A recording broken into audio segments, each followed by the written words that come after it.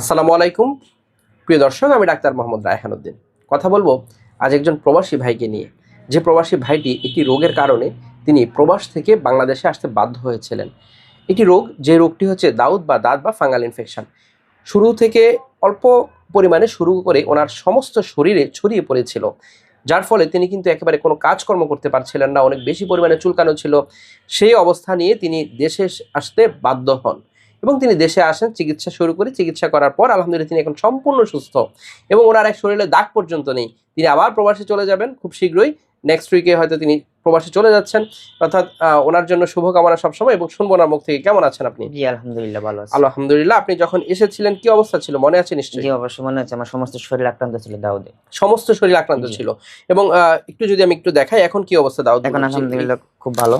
খুবই ভালো। এই অংশগুলোতে প্রিয় দর্শক, এই অংশগুলোতে কিন্তু ওনার দাউদের অবস্থা অনেক খারাপ ছিল, যা এখন একেবারে দাগ পর্যন্ত কিন্তু নেই। জি অর্থাৎ একেবারে খুবই ভালো আছে, আলহামদুলিল্লাহ খুবই ভালো আছে, যা দেখে আসলে সত্যি আমার খুব ভালো লাগছে।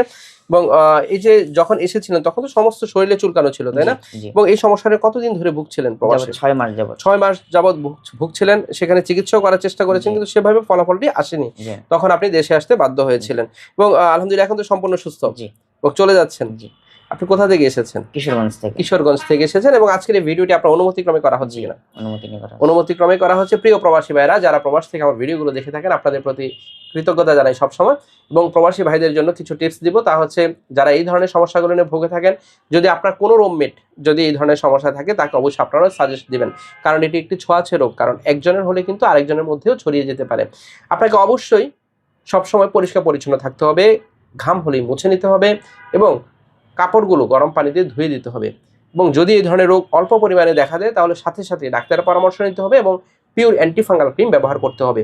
কোনো ধরনের স্টেরয়েড কম্বিনেশন বা স্টেরয়েড মিক্সড কোনো ক্রিম ব্যবহার করা যাবে না, সেক্ষেত্রে এই ফাঙ্গাল ইনফেকশনগুলো রেজিস্ট্যান্স হয়ে যায়। অবশ্যই আপনাকে মেনটেন করতে হবে, সেটি হচ্ছে আপনাকে পরিষ্কার পরিচ্ছন্ন থাকতে হবে। এবং যদি আপনার একজন রুমমেটের হয়, তাহলে অবশ্যই আপনি তাকে গুরুত্ব দিয়ে তাকে বলবেন যে তুমি চিকিৎসা করা। যদি তুমি চিকিৎসা না করা, তাহলে আমরাও কিন্তু এফেক্টেড হয়ে যাব, কারণ এটি কিন্তু ছোঁয়াচে রোগ। সেখানে তো অনেকে রুমমেট একসাথে থাকে, তাই না? সেটি কিন্তু আপনাকে অবশ্যই মেনটেন করতে হবে। যদি কোনো রুমমেটে দেখা দেয়, তাহলে অবশ্যই তাকে বলতে হবে যে চিকিৎসা করানোর জন্য, এবং আপনাকে পরিষ্কার পরিচ্ছন্ন থাকতে হবে। প্রিয় প্রবাসী ভাইরা, যারা প্রবাস থেকে আমার নিয়মিত ভিডিওগুলো দেখে থাকেন, আপনাদের প্রতি কৃতজ্ঞতা জানাচ্ছি। আমার দুটো মাত্র সিরিয়াল নাম্বার, এর বাইরে কোনো নাম্বার নেই। নাম্বারগুলো হচ্ছে 01647386185, আরেকটি নাম্বার হচ্ছে 01727375664।